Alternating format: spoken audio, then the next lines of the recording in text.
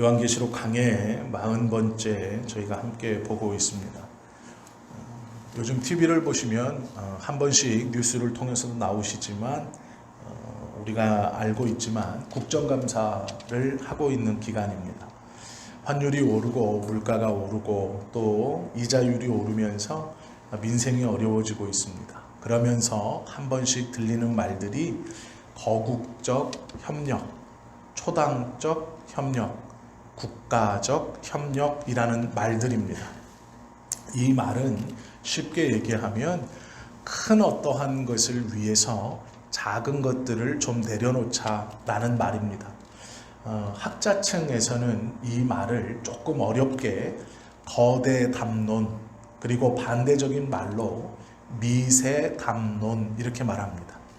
거대 담론이라는 것은 말 그대로 큰 이야기, 미세 담론이라는 것은 말 그대로 작은 이야기라고 합니다. 미세 담론을 대표하는 것은 우리의 개인입니다. 나. 그리고 거대 담론의 뜻은 내가 속해 있는 어떠한 곳, 교회도 될 수 있죠. 아마 교회에서 이런 말씀을 들어보신 적도 있으실 겁니다. 교회가 어렵기 때문에 성도님들 개인 생활이 조금 어려우신 것은 알고 있지만 교회를 위해서 우리가 무엇을 함께 감당해야 하겠습니다. 이런 말씀 들어보셨죠? 그때 말하는 교회는 나에 비해서 큰 것이죠. 그래서 거대 담론이 교회가 되고 나는 미세 담론이 될 수도 있습니다. 세상에서도 어떠한 큰 것을 위해서 작은 것들은 좀 희생해 주십시오라고 말할 때 우리가 거국적으로 이렇게 큰 것을 보자 이런 말도 하고요. 초당적으로 당을 떠나서 정말 중요한 건 같이 해야 된다 이렇게 말하기도 합니다. 아마 이런 말들은 많이 하고 또 들어봤을 겁니다. 우리가 자녀들에게 가정의 평화를 위해서 네가 이렇게 해야 하지 않겠냐 라고 말하는 게 뭘까요? 가정은 그 아이보다 큰 것이죠. 그래서 큰 것을 위해서 그 아이에게 가정을 위해서 네가 뭘 해야 하지 않겠냐 라고 말하는 건 가정을 위해서 너는 조금 이렇게 협력해 주어야 한다 라는 뜻입니다. 이게 말이 어렵지 우리가 많이 사용하고 있는 말이죠. 그러나 지금 세대는 조금 다릅니다.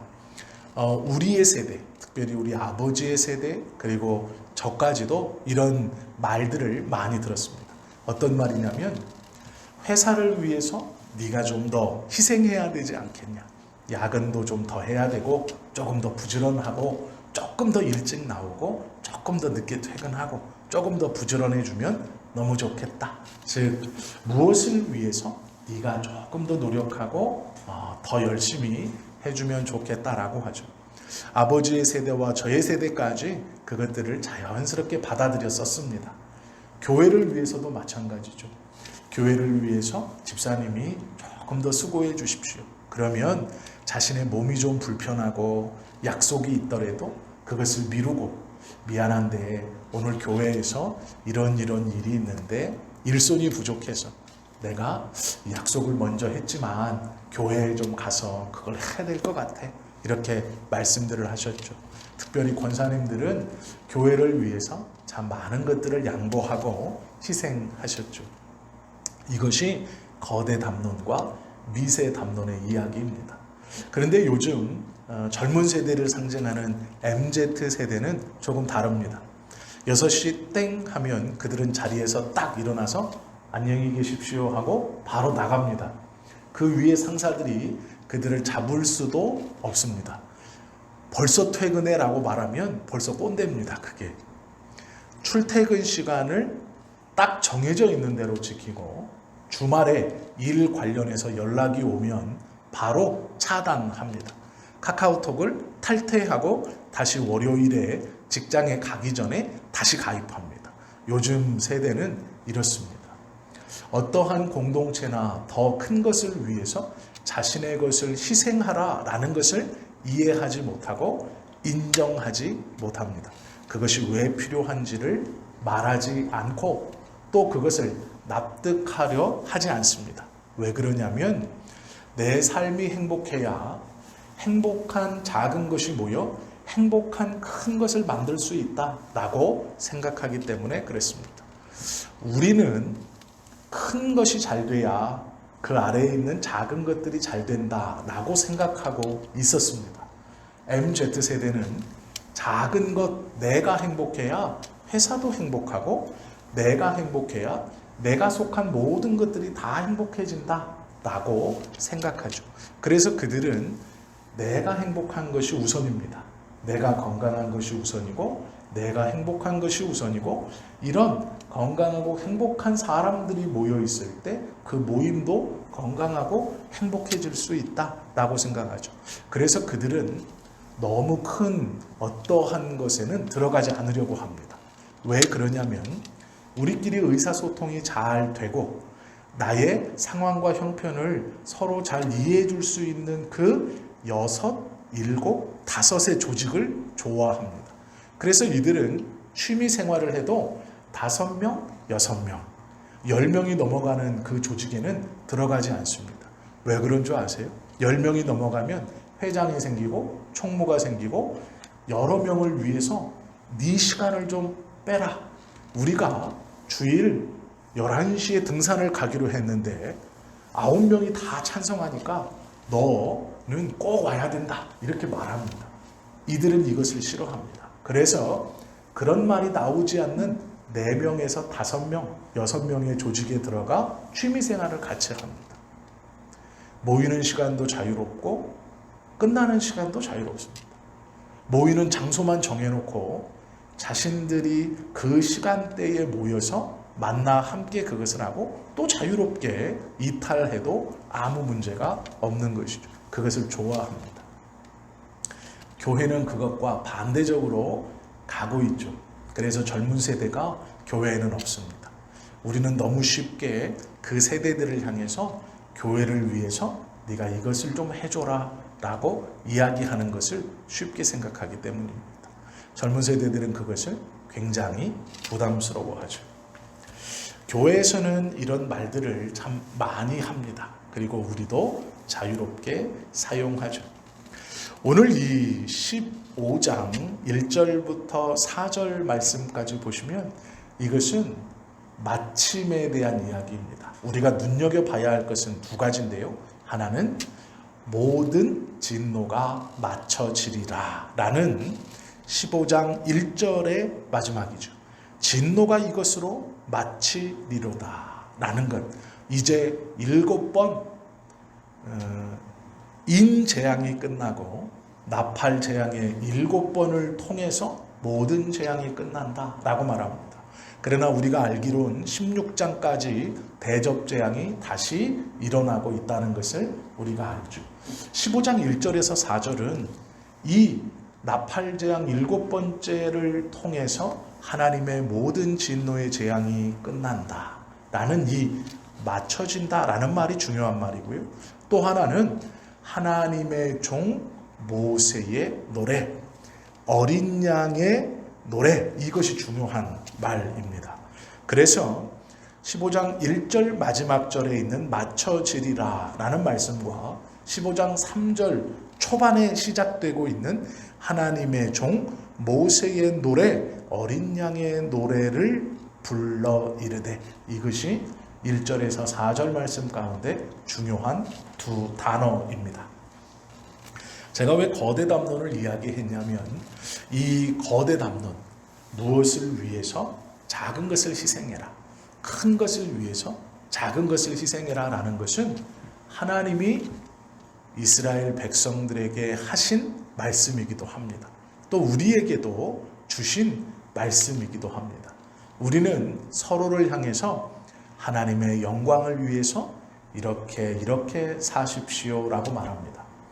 우리의 삶이 우리의 꿈을 쫓아서도 아니고 우리의 무엇을 원해서도 아니고 무엇을 이루고자도 아니고 우리의 삶을 살아가는데, 나 개인의 삶을 살아가는 데 있어서 우리는 하나님의 영광을 위해서 그렇게 살아가십시오라고 말하죠. 이것이 성경의 가르침입니다. 하나님의 영광을 위해서 살아라.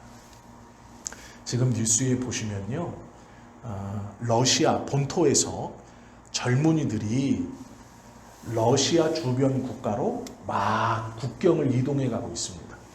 왜 그러냐면 러시아가 전쟁을 하면서 군인들이 부족해지자 몇 살부터 몇 살까지 어디 지역에 사는 사람 젊은 남성들을 강제로 동원하기 시작했습니다. 이게 세계 제2차 대전 이후로 처음 벌어지는 일입니다. 그래서 러시아 젊은 남자들은 이것을 받아들일 수 없는 거예요. 전쟁을 하고 있는데 그 전쟁터에 강제로 자기를 데리고 간다. 끌고 간다. 길거리를 돌아다니다가 군인들에게 발각되면 신분증을 보여주고 그 신분증에 나이가 걸리면 그냥 끌려가는 겁니다.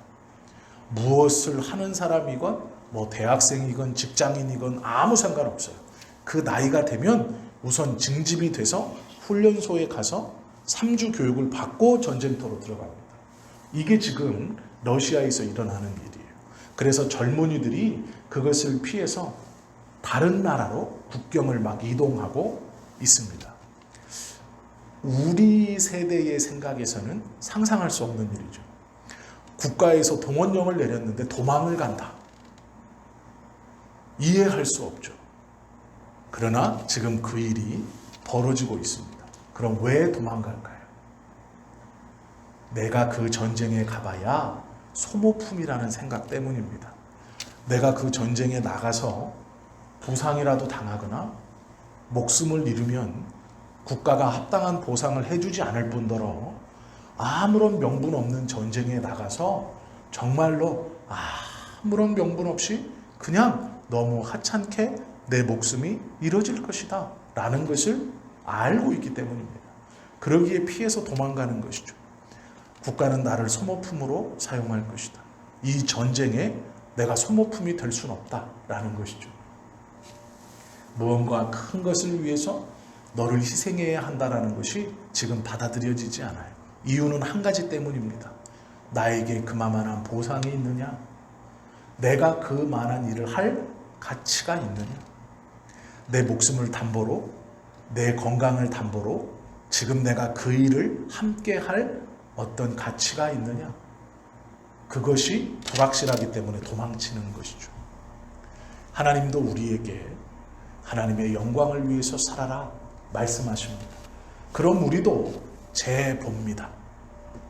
내가 하나님의 말씀대로 살았을 때 나에게 돌아오는 어떠함이 내가 말씀대로 살면서 누리지 못하고 내 마음대로 살지 못하는 것과 비교하여서 어떠한 이득이 있을까 우리는 생각해 봅니다. 물론 모든 믿음의 사람들이 하나님의 나라의 소망을 품고 살아간다면 좋겠지만 하나님의 나라를 이 땅 가운데 지금 품고 살기란 어려운 일입니다. 그것은 결코 쉬운 일이 아닙니다.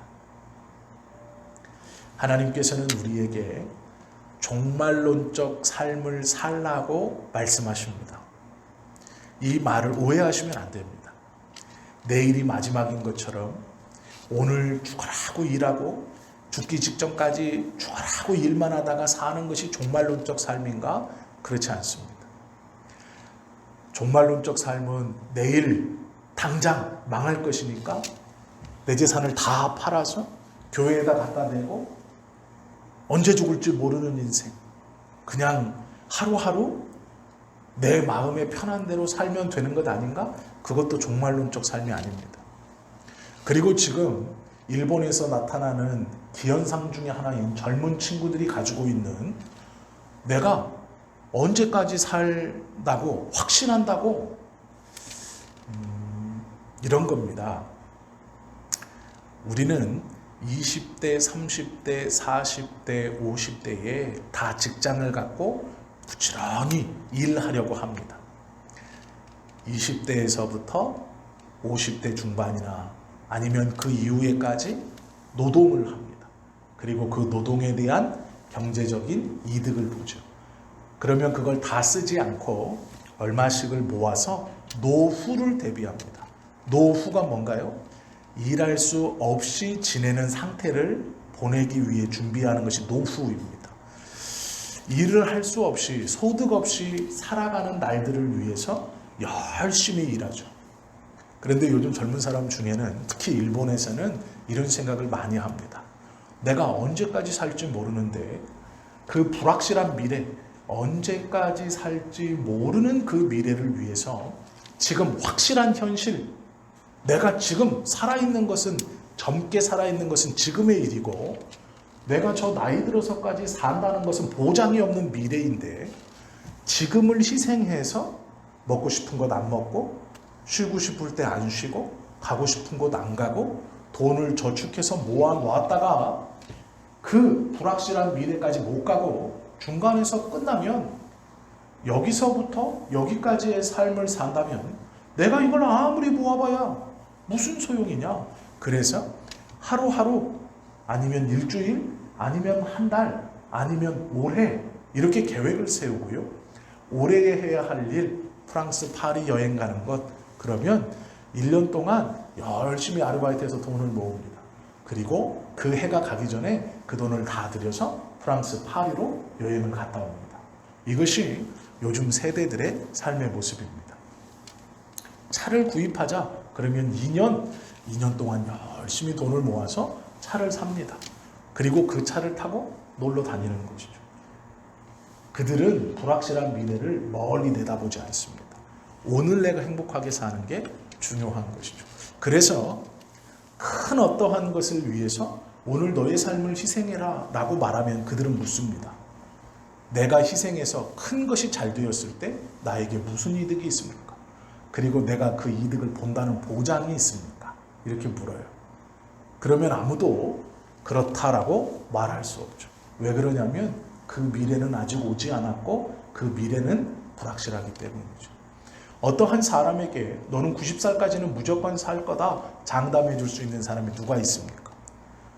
너는 70세까지 일해야 되고 매달 30만 원씩 70세까지 모아야 71살부터 죽는 90세까지 편하게 살 수 있다. 누가 장담해 줄 수 있습니까? 그렇기 때문에 불확실한 미래를 두고 젊은이들에게 이렇게 해야 한다라고 가르침은 지금 소용이 없습니다. 그들은 그렇게 생각하지 않습니다. 그런데 성경은 줄기차게 그런 이야기를 합니다. 하나님의 교회를 위해서, 하나님의 영광을 위해서 살으라 가르칩니다. 하나님의 말씀이 그렇습니다. 그러기에 요즘의 젊은 세대에게는 하나님의 말씀이 들어가지 않는다라고 말하죠. 우리의 교회를 보아도 젊은 세대보다는 나이가 많은 세대가 많은 것이 사실입니다. 그러나 하나님의 말씀은 그것만을 이야기하는 것이 아닙니다. 교회를 위해서 희생하면 어떻게 된다? 아니에요. 그런 공수표를 날리는 분이 하나님이 아니에요. 정말로 죄송한 얘기지만 그런 공수표는 목사들이 날린 겁니다. 정말 부끄러운 얘기지만 그런 거짓말은 목사들이 한 겁니다. 저희 교단에 큰 어른 중 한 분이 있습니다. 그분의 교회가 제가 대학원 다닐 때, 그러니까 한 17년 전, 이때 시장통에 있었어요. 잘 못 사는 시장통 가운데 그 교회가 있었습니다. 지금은 그곳에 없지만 그 교회 이름이 뭐라고 말씀드리면 또 이제 이게 들어갈 수도 있으니까 무슨 교회입니다. 예. 이름은 3글자고요. 교회까지 합쳐 5글자의 교회인데 시장통에 있었어요. 이분이 박 목사님이신데 이 박 목사님이 그 시장이 재개발이 들어왔습니다. 그래서 다니시던 성도님들하고 그 교회가 보상을 받았습니다. 그런데 종교부지를 보상받고 건물을 지어야 돼요. 예전에는 보상을 받으면 대토, 땅도 주고 건물도 지어줬습니다. 그런데 언젠가부터는 땅만 주고, 그런데 땅도 그냥 주는 게 아니라 저렴한 가격에 분양받을 수 있는 분양권을 줍니다. 그래서 그 돈이 없으면 그 땅도 못 사요. 보상받는 걸로는 땅만 살 수 있습니다. 건물을 못 지어요. 이것은 땅을 담보로 은행에 빚을 져서 건물을 지어야 됩니다. 이렇게 바뀌었을 때 보상을 받은 거예요. 그래서 이분이 성도님들에게 약속을 했습니다. 어떤 약속을 했냐면 교회를 우리가 이만하게 지을 건데 몇 층을 우리 교회 다니시는 성도님들 그분들에게 방을 다 내어서 노후에 이 교회 몇 층에서 살 수 있게 해드리겠습니다. 그렇게 약속을 했어요. 이 박 목사님. 그래서 그 교회 시장에서 평생 장사해서 모아놨던 돈, 보상받았던 돈을 어떻게 했을까요? 헌금을 했어요. 왜요? 목사님이 방 준다고 그랬잖아요. 노후에 살 수 있게 해준다고 했잖아요. 그래서 다 드렸어요. 건물이 지어졌습니다. 굉장히 이쁘게 잘 졌어요. 이사가서. 그런데 그렇게 했던 분들 중에 한 분도 거기에 살지 못했습니다. 교회 꼭대기에 방 이렇게 해놓고 살게 하는 게 불법일까요? 합법일까요? 불법이에요. 교회는 주거시설로 허가가 안 납니다. 불법이에요. 목사님이 몰랐을까요? 전 알았다고 생각해요. 그런데 그런 거예요. 그리고 이 성도님들이 항의하자 교회를 바꿔버렸어요. 이 교회를 지었잖아요. 그리고 이 교회만한 교회 크기로 바꿔버렸어요. 목회지를. 그리고 지금 이분이 은퇴하려고 하고 그 교회에 자기 아들 세웠습니다. 뭐 이것까지는 소용없는 얘기지만 이 교회를 지을 때 그렇게 하셨어요. 우리 교회가 여러분들을 책임지고 성도님들을 책임지고 교회 비워서 방으로 해서 우리 권사님들, 집사님들 교회에서 여생 다 보낼 수 있도록 책임지겠습니다. 보상금 받으신 거 뭐 다 헌금하십시오. 성전 지으면 그렇게 하겠습니다. 그리고 다 지었어요. 그리고 말을 뭐라 그러냐? 하나님이 갚아주실 겁니다. 라고 얘기했어요. 물론 하나님이 갚아주시죠. 그러면 처음부터 그렇게 얘기했어요. 돈은 자기가 갖고 오라고 해놓고 갚는 거는 하나님이 갚아준대요. 그렇게 말하면 안 되죠. 그런데 본인은 그걸 막 자랑해요. 큰 교회를 이렇게 지었다라고. 저는 그 사정을 알고 있었습니다. 왜냐하면 제 동기가 그 교회에서 전도사 때부터 사역했어요. 그래서 그 사정을 다 알아요. 참 부끄럽고 송구한 일이죠. 이런 일이 반복되다 보니까 성도님들이요, 교회에 헌신하는 걸 믿지 않아요. 교회에 헌신하는 걸 하지 않습니다. 저거 해봐야 라고 생각을 하세요. 아예 내가 뭐 이렇게 헌신해봐야 라고 생각하시죠. 그러나 하나님은요 그렇지 않아요. 세상은 큰 것을 위해서 작은 것을 희생하라 그럽니다. 여기에 신도시를 져야 되니까 판자촌에 사는 너희들은 싹 다 밀어버리세요 라고 얘기해요. 저 사람들 그냥 없는 사람들이니까 얼마씩 주고 밀어버리세요 라고 얘기해요. 그리고 그곳에 아파트를 지어놓고 원래 살던 사람들이 들어올 수 없는 가격으로 분양을 하죠. 그러면 더 시골 동네로 쫓겨가는 것이죠. 이것이 세상이에요. 큰 것을 위해서. 제가 들은 얘기지만 88년도 올림픽을 하기 위해서 판자촌을 철거했다는 얘기를 들었어요. 이게 88년도 뿐만이 아닙니다. 2002년도 월드컵을 하기 위해서 불황자들을 다 숨겨놨었어요. 서울역에 있던 불황자들, 수원역에 있던 지하철역마다 있었던 노숙자들을 그 2002년 월드컵 기간에 외국인이 들어오니까 다 시설에 수용해버렸어요. 무조건 다 가다 놓습니다. 2002년도에도 그랬어요. 그때 그 노숙자 사역을 하시던 목사님이 이 사람들을 강제적으로 가다 놔서 밖에 못 나가게 한다고 그 시위를 하고 막 그랬습니다. 왜 이게 뭐가 잘못된 거냐? 그 사람들 밥을 먹여줘야 되는데 국가에서 그런 거예요. 걱정하지 마세요, 목사님. 무료 급식 안 해도 됩니다. 역 앞에서 이제 텐트 쳐놓고 그거 하지 마십시오. 국가가 다 재활교육 시켜서 직업 갖게 하고 먹고 살 수 있게 해줄 겁니다. 그리고 싹 다 없애버렸어요. 그런데 놀랍게 월드컵 딱 끝나자마자 그 사람들 다 그대로 쏟아져 나갔어요. 이거 필요 없다고 그래서 국가에서 지원 다 끊어버리고 무상급식 하는 거 지원 다 끊어버리고 그 사람은 쏟아져 나왔는데 지원은 없어요. 그러니까 이거를 밥을 먹일 수가 없는 거예요. 그래서 큰 문제가 됐습니다. 그게 불과 2002년도면 불과 20년 전이죠.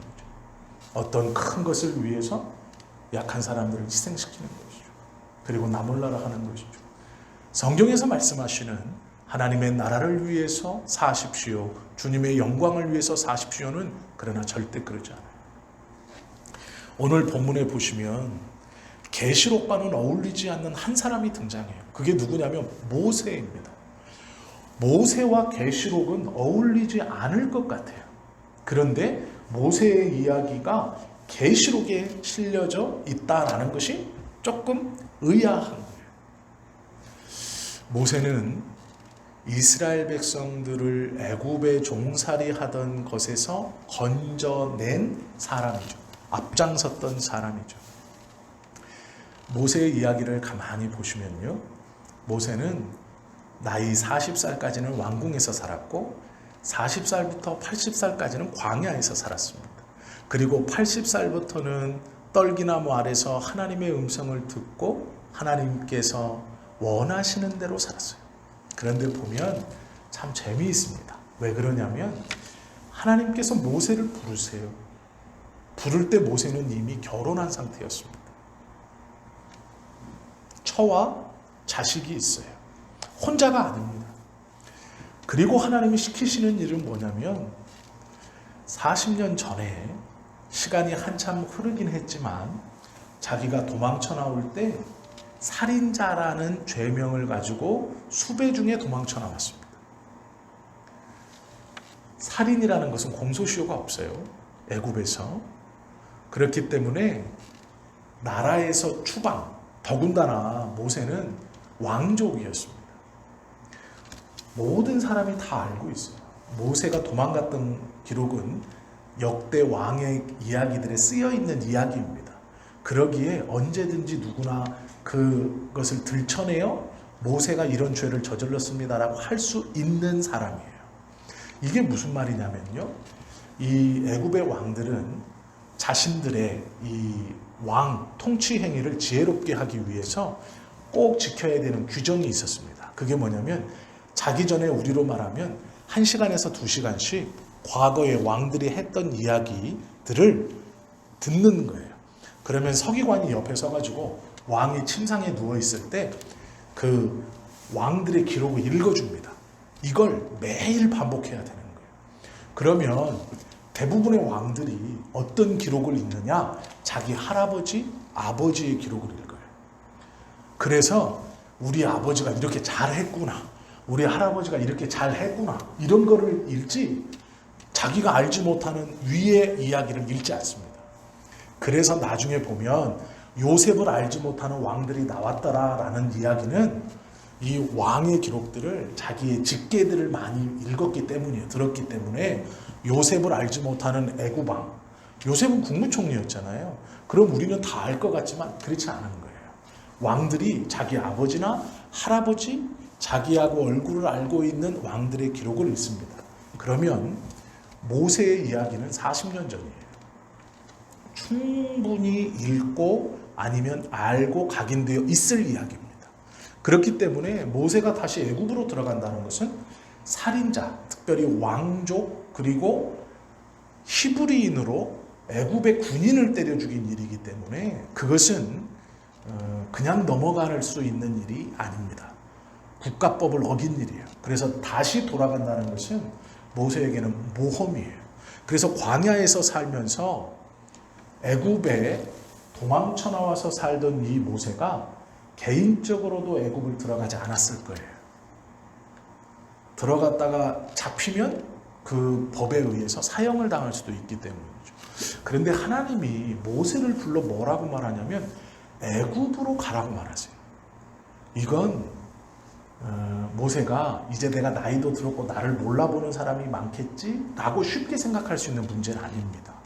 왜 그러냐면 자기의 상황과 환경에서 40년의 시간이 흘렀어도 왕족이었고 왕의 일기에 분명히 기록되어 있을 사건이고 그것을 지금의 왕이 누구든 간에 분명히 자기가 알고 있는 상식으로는 반복해서 그 이야기를 들었기 때문에 그때의 살인사건 그리고 도망쳤던 왕자에 대한 이 재미있는 이야기를 분명히 알고 있을 거예요.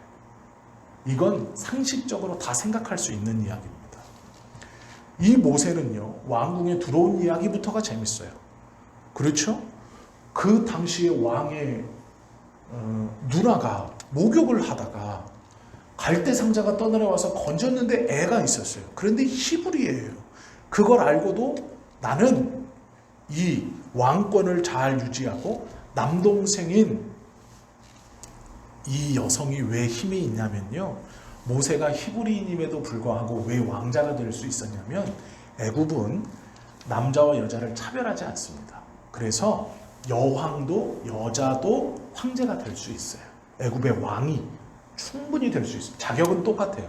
그런데 이 모세의 엄마가 원래는 다른 나라에 시집을 갔다가 이 왕이 시집 간 지 얼마 안 돼 죽어 돌아오는 거예요.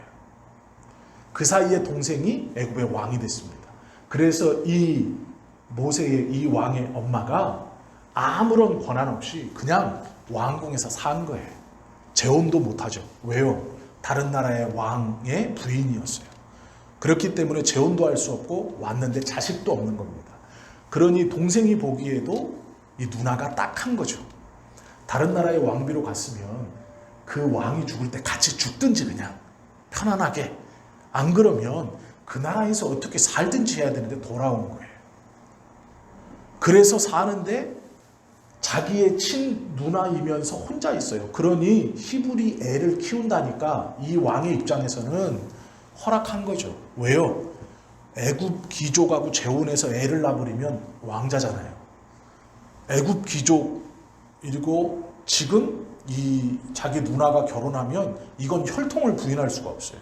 그런데 어느 날 뭐라 그러냐면 내가 히브리 애를 하나 양자로 삼겠다. 이건 아무 문제 안 돼요. 아무리 잘나도 그는 애굽 왕이 될 수가 없어요. 피가 다르잖아요, 반쪽이. 그리고 섞이지도 않았고. 그래서 모세가 잘할 수 있었습니다. 그리고 그 당시에 왕자는 왕자뿐 아니라 왕자의 형제들은 왕자의 교육을 같이 받아요. 이게 왕자로 세우려고 교육받는 게 아니라 교육을 같이 받아서 이 사람이 왕이 됐을 때 충직한 신하가 되게 하려고.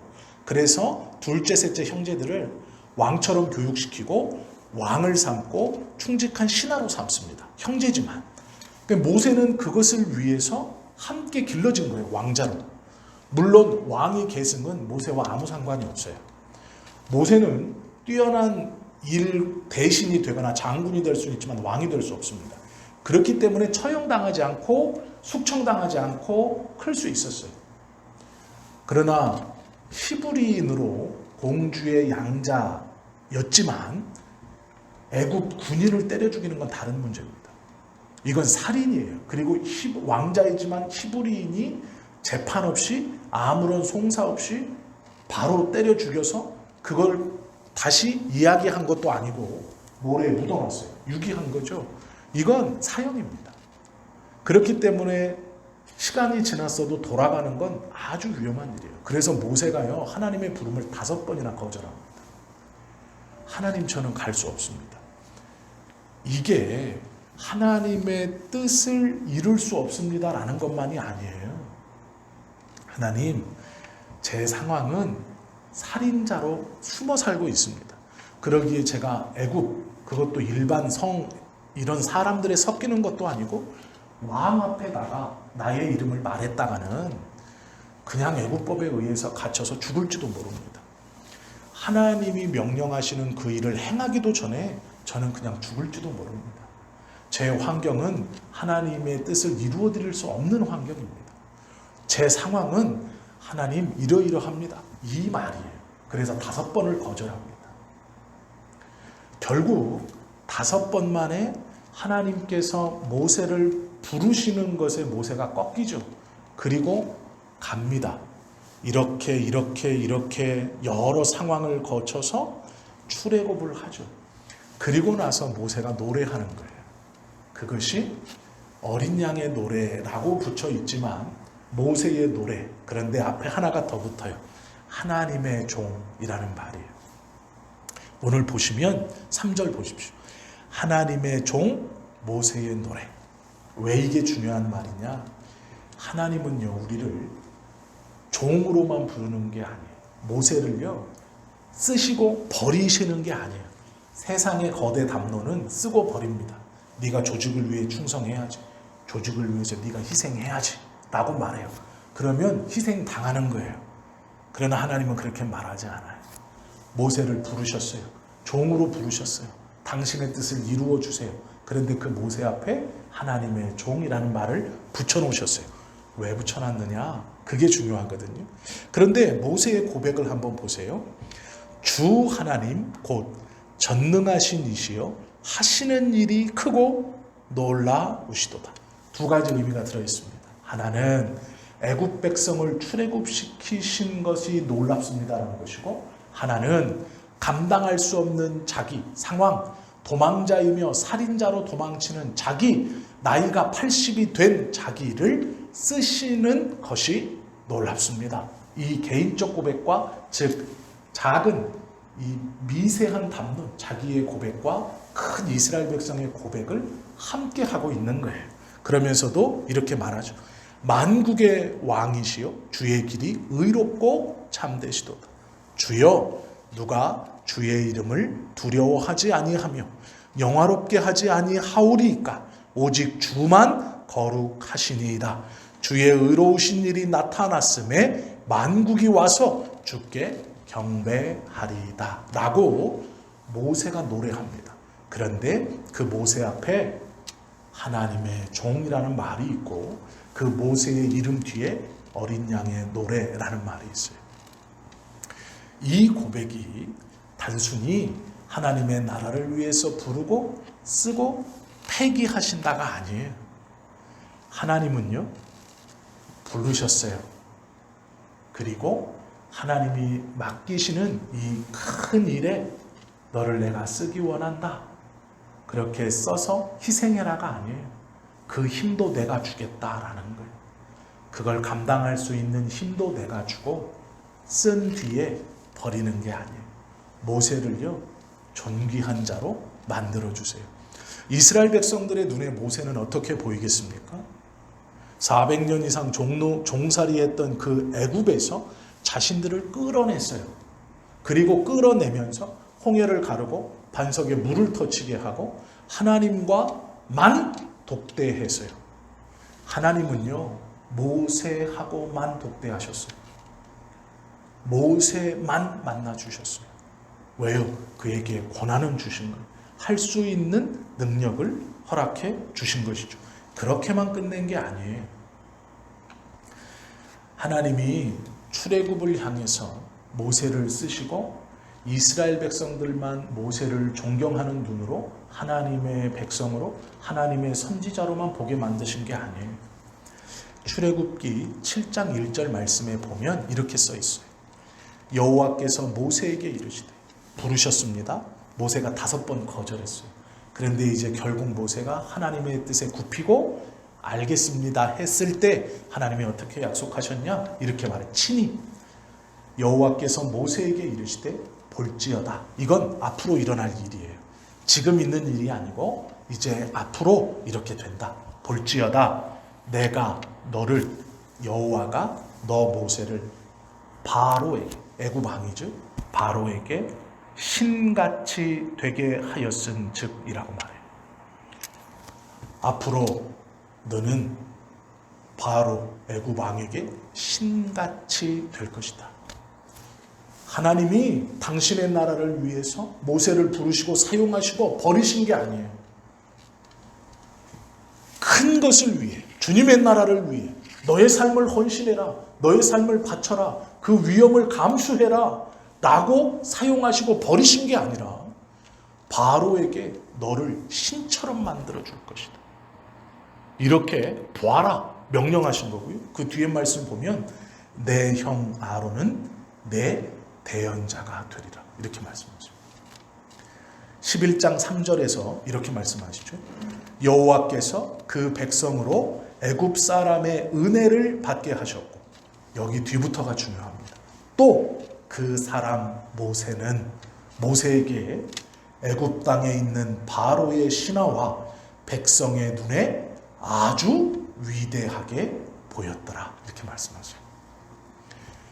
애굽 왕에게는 신처럼 만들어 주겠다라고 말씀하시고 애굽에 있는 모든 백성에게 너를 아주 위대하게 보게 하겠다. 내일을 위해서 너 희생하는 거야. 나 하나님이고 너 피조물이니까 내 말을 듣고 너는 그냥 사용하다 버리는 거지. 아니라는 거예요. 바로의 왕에게 너는 신처럼 그 애굽에 있는 모든 백성과 바로의 신하에게 너는 아주 위대한 사람으로 만들어주겠다라고 말씀하십니다. 이것이 하나님이 당신의 백성들을 쓰시고 어떻게 대접하시는가를 보여주는 말씀입니다. 14장 31절에서 다시 이렇게 말씀하세요. 이스라엘이 여호와께서 애굽 사람들에게 행하신 그 큰 능력을 보았으므로, 이 뒤에 말씀이 중요해요. 백성이 여호와를 경외하며 여호와와 그의 종 모세를 믿었더라. 이것이 하나님이 해놓으신 모세에 대한 이야기예요. 세상은 불러서 소모품으로 씁니다. 그러기에 도망가는 거예요. 내가 여기서 희생하고 내가 여기서 무엇을 해봐야 아무 소용없는 거예요. 소모품처럼 아무리 감언이설을 해도 세상은요 믿을 것이 못 돼요. 왜요? 약속한 것과 나중에 해주는 게 다른 거거든요. 그러나 하나님은 너는 보아라, 바로의 왕에게 신처럼 그의 신하들과 백성들에게 아주 위대한 사람으로 내가 만들어주겠다. 그리고 그렇게 7절과 11절에 약속하신 하나님이 14절에 어떻게 기록되어 있느냐? 모든 백성이 여호와를 믿고 또 그의 종 모세를 믿었더라. 말씀하신 대로 이루어 주신다는 거예요. 이것이 우리 하나님의 약속이에요. 그러면 말씀을 좀 마칩니다. 이 약속을 어느 때 주셨느냐가 중요해요. 왜 이 모세의 약속을 계시록에서 뜬금없이 줬을까? 지금 계시록 15장이 어떤 장입니까? 계시록 14장에서 그 어려움을 견딘 핍박과 고난과 용과 바다짐승과 땅짐승, 이 하나님 성삼위 하나님을 흉내내는 이 아주 못된 사단의 이 유혹과 핍박을 견뎌낸 14만 4천의 성도들이 모여서 영광의 하나님을 노래하는 것이 14장입니다. 그 승리의 노래를 부르면서 이 땅에 남아있는 우리들에게, 지금 우리들에게 너희도 우리와 같이 이 승리의 노래를 부를 것이고, 이 승리의 노래가 들려지는 이 순간 하나님의 군대가 이제 너희들을 위해, 우리들을 위해 전진하고 있다는 신호이니 조금만 더 힘을 내라 라는 거예요. 그 말씀을 하시고 15장이 시작되는데 15장의 배경이 있습니다. 1절이에요. 또 하늘에 크고 이상한 다른 이적을 보매 7 천사가 7 재앙을 가졌으니 곧 마지막 재앙이라. 하나님의 진노가 이것으로 마치리로다. 2절을 보세요.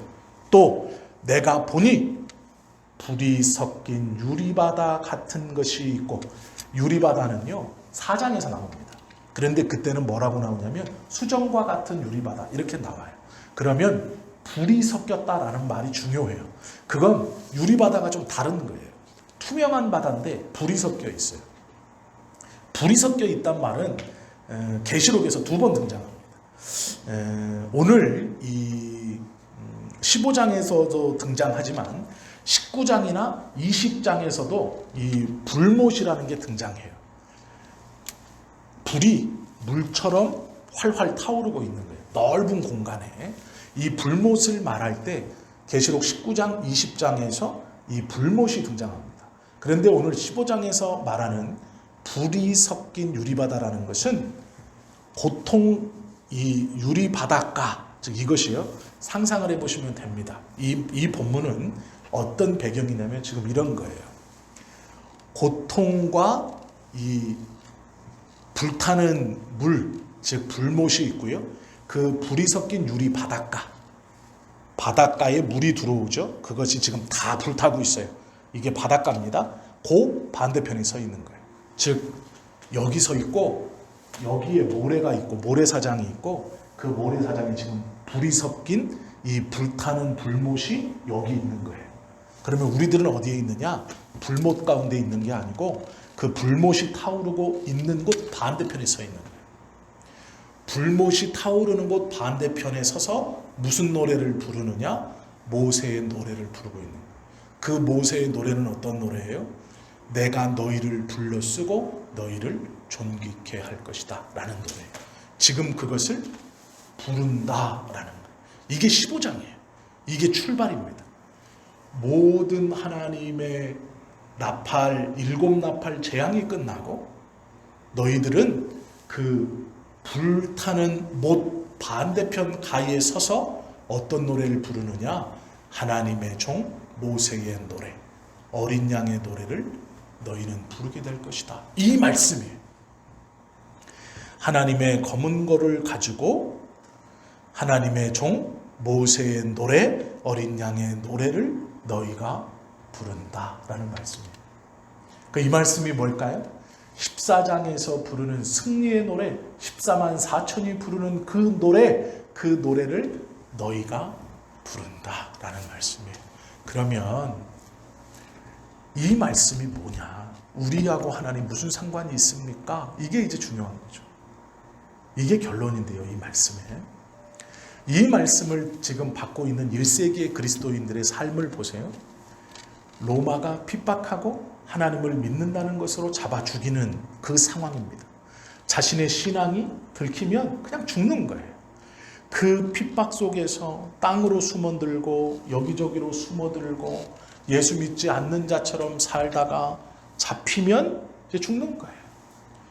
그 압박과 핍박을 견디고 있는데 이 15장의 말씀을 읽어요.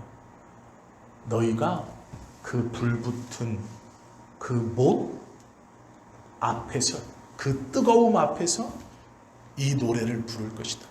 불은 있지만 모래사장이 있어서 그 불이 우리를 살지 못해요. 태우지 못해요. 그 불이 있지만 그곳 앞에서 너희가 하나님을 찬양하는 승리의 노래를 부르게 될 것이다 라는 거예요. 이게 종말론적 삶을 살아가는 성도의 모습이에요. 하나님의 나라에서 하나님을 찬송하는 노래를 부르는 것, 하나님의 나라에서 믿음의 노래를 부르는 건 어렵지 않죠. 왜요? 그 나라는 성경의 말씀처럼 아픔도 고통도 슬픔도 없는 나라잖아요. 그 하나님의 나라에서 하나님을 노래하는 것은 쉽죠. 그런데 어디서가 어려워요? 현실이 어렵죠. 핍박 가운데서 그 노래를 부르는 게 쉽겠습니까? 어렵죠.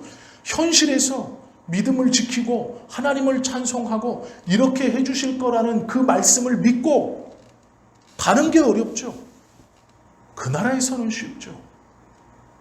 종말론적 삶을 산다는 것은 지금 불러야 된다는 얘기예요. 지금 이 자리에서 그 불못 앞에서, 불타는 그 불못 앞에서, 그 핍박 앞에서, 그 고난 앞에서 나는 죽지 않는다.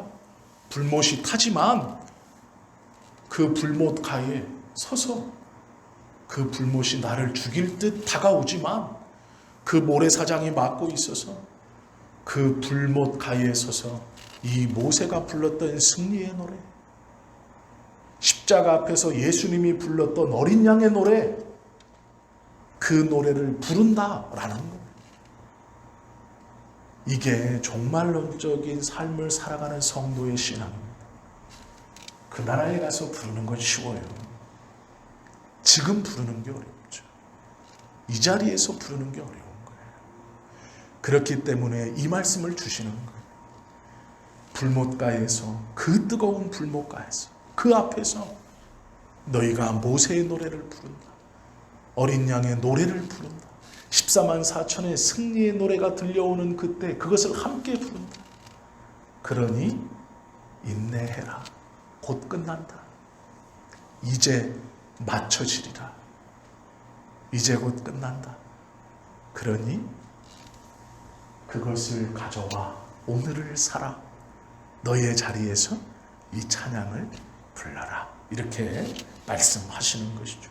이것이 계시록 15장 1절부터 4절까지 말씀이죠. 우리가 하나님의 교회를 위해서, 하나님의 어떤 영광을 위해서 충성하는 것은 결코 쉽지 않습니다. 두려움이 있죠. 왜요? 세상의 법칙과 비슷해 보이기 때문입니다. 세상은 큰 것을 위해서 너희를 희생시켜라 그리고 가차없이 내버립니다. 그러나 하나님은 그러지 않아요. 하나님은 그러지 않는 분이라는 것을 믿는 것이 믿음이에요. 세상은 교회도 똑같아, 하나님도 똑같아 라고 우리에게 속삭이죠.